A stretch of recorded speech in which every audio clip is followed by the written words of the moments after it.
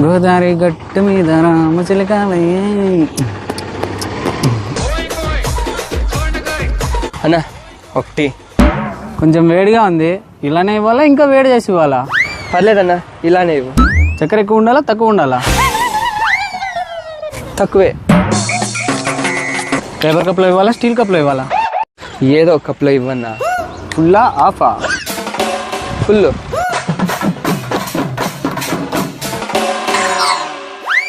తీసుకో.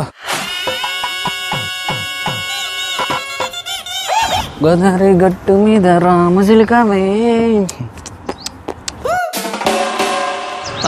ఎంత? 10 రూపాయలు. ఫోన్ పే చేయాలా డబ్బులు ఇవ్వాలా? డబ్బులు ఇవ్వు.